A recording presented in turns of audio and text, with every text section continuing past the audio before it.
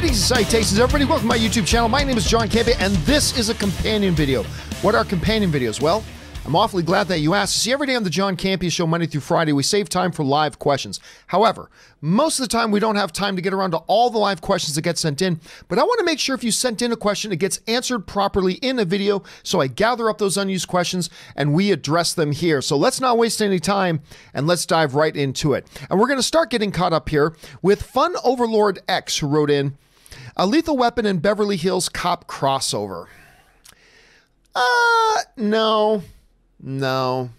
I mean, there's two different ways to answer that. There's doing that today. No. Doing that 15 years ago. Maybe. I mean, to see, you know, the three of them, the three big main stars, Danny, Mel, Eddie, running around together. Maybe. I guess there were very different styles of movies, even though they were both comedies, but you could make it work maybe. But I think at this point today, there would be really no point to it. So I would say no. Although I'm not going to lie and pretend that if they came out with it tomorrow that I wouldn't at least be intrigued. But if I'm a movie executive, I say no to that one. All right, Suthius writes, Mr. C, new War of the Worlds trailer got me excited. Yeah, isn't that like a BBC?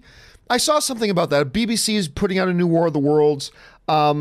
Look, the War of the Worlds is a classic thing. I would be interested in checking it out. I haven't seen the trailer yet, but I'd be curious to check that out. Charles NC writes, hey, did you catch the Overwatch League Grand Finals? I was there, IRL, and it was great. Kind of upset it was a 4-0, even though my team won. Will you catch the World Cup? Canada always makes it to the top 4 teams. No, I will probably not. I'm not really an avid watcher of esports and stuff like that. Don't get me wrong. If there's a StarCraft match on, I'll probably sit down and watch a StarCraft match. But I'm not really a big, even though I used to play a lot of Unreal Tournament, I'm not a big first-person shooter and stuff like that, so I'm not really into it. So no, I myself did not watch it, even though they just have the arena for this stuff right up the road from where I live.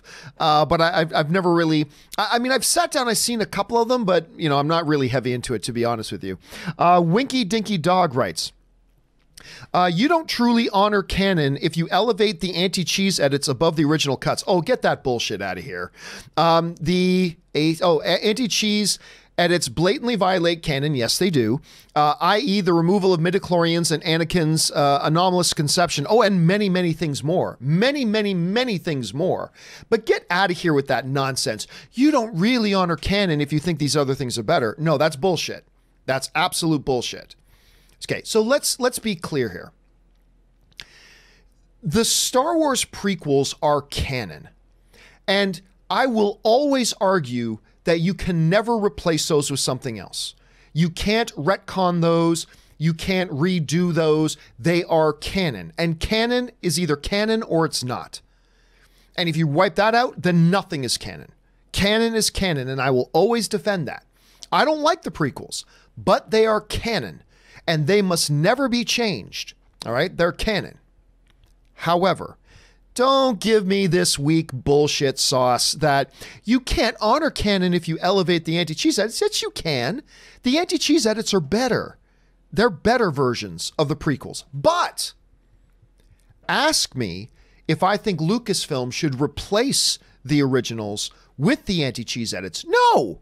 No, the originals are the originals. They are canon. You cannot touch them. But as a little piece on the side, the anti-cheese edits are great. They make those movies infinitely more watchable, and they're a lot more fun. But I don't just think, well, if I like it, then it's canon. No, canon supersedes whether I like something or not. Canon is canon. It doesn't matter whether I like it. It doesn't matter whether I don't. If it's canon, and it needs to be respected and not changed. But that doesn't mean off on the side, something that doesn't become official Star Wars and doesn't replace the original films can't be better than the... Look, I hate to put it like this to you guys, but the truth of the matter is, for those of you guys out there who happen to be married, I hate to break it to you, but there's a 99.9% chance that Hugh Jackman is better looking than you and better looking than me. Hard to imagine, but it's probably true. Hugh Jackman is better looking than me, and he's better looking than you. Now, let's use this as a stretch of an analogy. You know, Is your wife still really honoring your marriage if she thinks Hugh Jackman is better looking than you? No. Just because she thinks Hugh Jackman is better looking than you doesn't mean she's going to dump your ass and run away with him. She still honors you. She still honors the marriage. That's the most important thing to her, all that kind of stuff. But it doesn't mean she can't think Hugh Jackman's a better looking dude than you. She can love you to bits, but she can still think that Chris Hemsworth has a better physique than you. Because let's face it, Chris Hemsworth has a better physique than you and me. She is not dishonoring you or your marriage, and she's not violating the marriage or anything like that by acknowledging that, yeah, Hugh Jackman's a better looking dude than you. Yeah, Chris Hemsworth has a better physique than you, but that's not her not honoring your marriage. That's just being truthful. That's just being truthful. The anti-cheese edits are better films. I mean, like anything in film, that's subjective and up to the individual viewer, granted, but the anti-cheese edits are better films. They are better versions of them, but I would never allow them to actually replace the originals because the originals are canon. Those anti-cheese edits are great fun things on the side, but they're not canon, they never will be canon, and they can't replace the originals. I wish they made those anti-cheese edits instead of the originals, but they didn't. And it doesn't matter if I like it or not. Canon is canon is canon. And those prequels are canon. Cannot be replaced. You cannot retcon them. They cannot be replaced. But that doesn't mean that Hugh Jackman isn't better looking than you. He is. That doesn't mean that the anti-cheese edits aren't a lot of fun and aren't better versions. They are. But within the context of them being a fan cut, a fan edit, something off on the side that we can check out, whatever, but they don't replace the originals. So this nonsense of you don't truly honor the canon if you think something else is better than it. Yes, you do. Yes, you do. That's nonsense what you're saying. It's absolute nonsense. You can honor canon by saying canon is sacred. But that doesn't mean it's better than something else out there. It just means it's canon and it can't be touched. Want to have some fun things off on the side, like the anti-cheese edits or the despecialized editions or whatever? Those are great and they're fun and I enjoy watching them. I enjoy watching them more than I enjoy watching the original prequels, but I will still argue till I'm blue in the face that you cannot retcon the originals because they're canon. So yes, you are absolutely wrong, Winky Dinky Dog, as much as I love your name, brother. You are absolutely 100% wrong.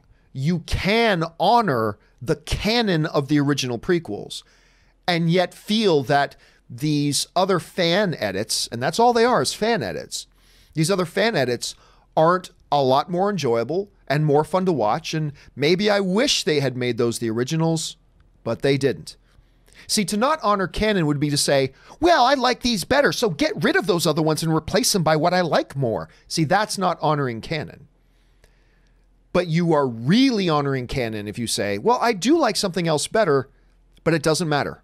This is canon. Canon is canon. Canon has to be honored. You don't change it. So anyway, that's my thoughts on that. So I wholeheartedly disagree with your statement, Winky Dinky Dog. As much as I love the name, that's awesome. As much as I love the name, you are absolutely 100% fundamentally wrong on that. Anyway, that's just kind of my take on that.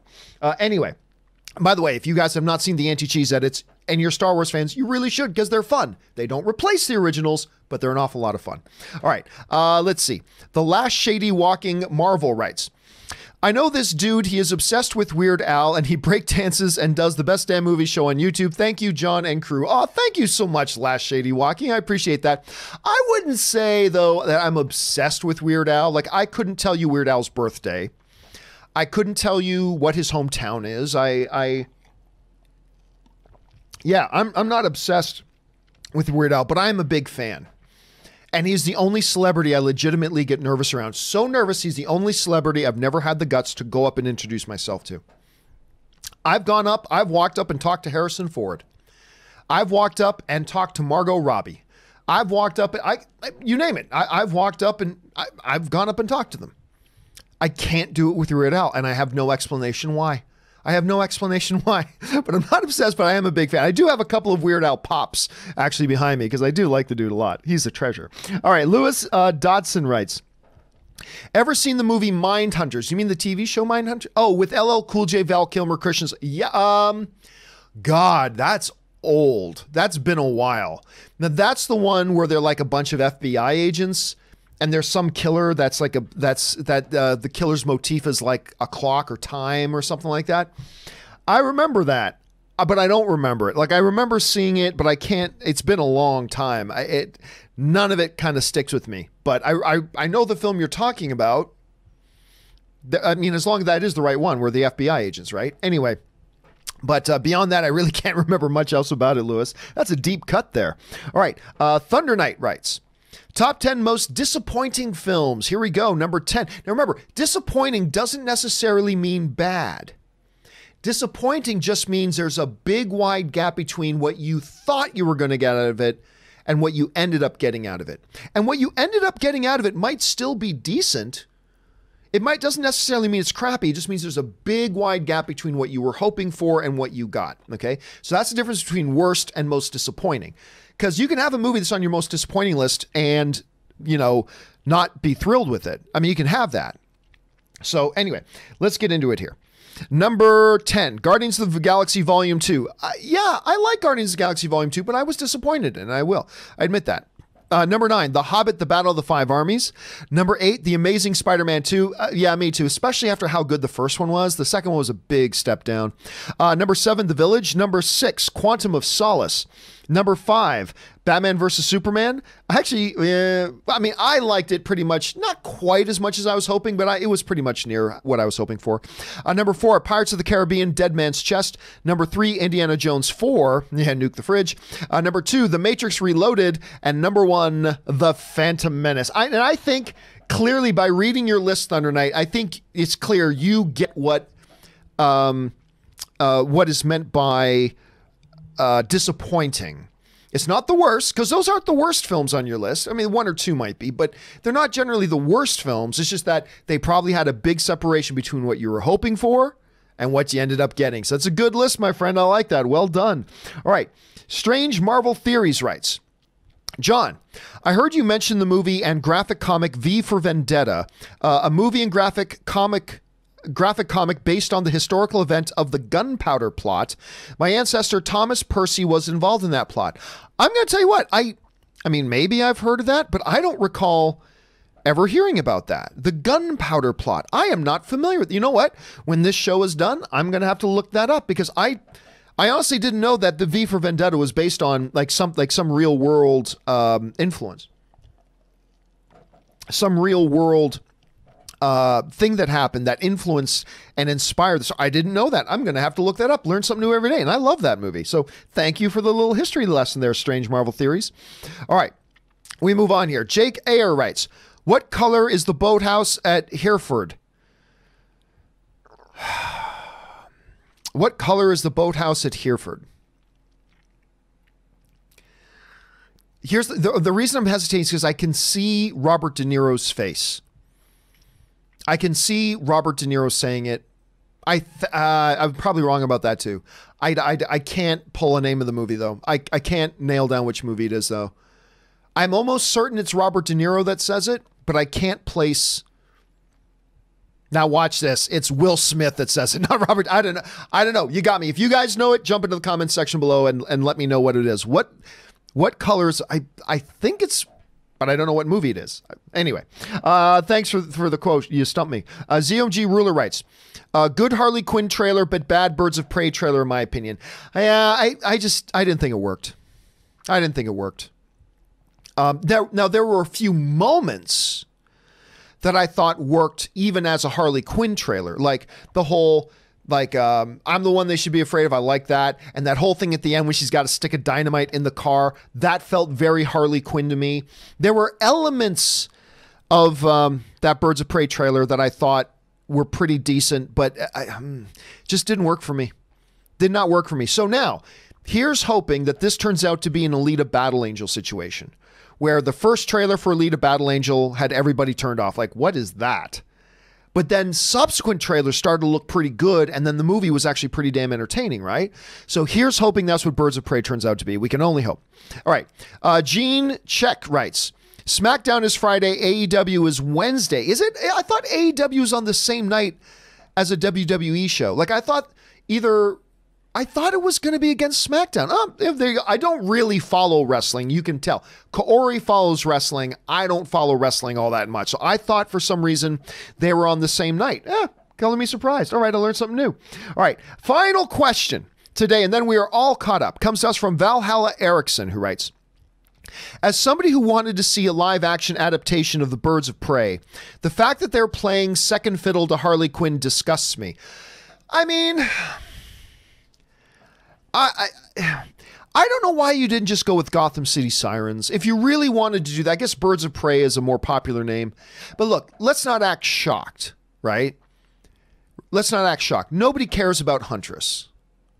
I mean, I do. A number of you guys do. But for the most part, nobody cares about Huntress. The general movie-going audience doesn't even know who Huntress is. But they know Harley Quinn, and they know Margot Robbie. And so I get it. You make her the centerpiece of your marketing. I just thought, though, that in a Birds of Prey movie, you might feature a little bit more of the Birds of Prey. Call me crazy. Call me crazy. I get it. The main gist of the promotion is going to wrap around Margot Robbie. She's your crown jewel with the most popular character, Harley Quinn. I get it. But you'd think they'd feature a little bit of the Birds of Prey in a movie called Birds of Prey? I don't know. Call me crazy. But listen, you got to understand they are definitely... I don't know how the movie's going to be. For all I know, all the other characters have just as much screen time as Harley. I doubt it, but maybe they do. But that doesn't matter. When it comes to selling the movie, you got to play to your strengths. And right now, their strengths are two things. The Harley Quinn character and Margot Robbie. Those are your strengths. Not Juicy Smollier's sister. Not Mary Elizabeth, Scott Pilgrim versus the World.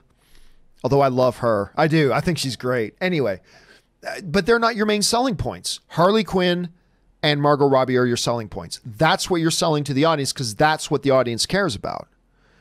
There are a few of us that know otherwise, but the vast majority of the audience doesn't, so they know her. That's what they're going to play to. So whether or not that's how it actually plays out in the movie, who knows? We'll have to wait and see. But for now, you just got to accept that that's where the main, crux of their marketing attention is going to go. That's just the way it is, man. And I get it. I do. I just hope they give a little bit more attention to the Birds of Prey in the Birds of Prey movie. Call me crazy. Anyway. All right, guys, that will do it for this installment of the companion video. We are now all caught up on the questions that you guys sent in. Don't forget, the John Campea Show returns tomorrow. Me, Mr. Robert Meyer Burnett, and Chris Carr is going to pop in here as well. I hope you guys are going to be here to join us as well. We're already working on a number of stories for tomorrow's show, and we hope that you guys will be here with us for that. That will do it for me for now, guys. Thanks a lot for being here. My name's John Campea, and until next time, bye-bye.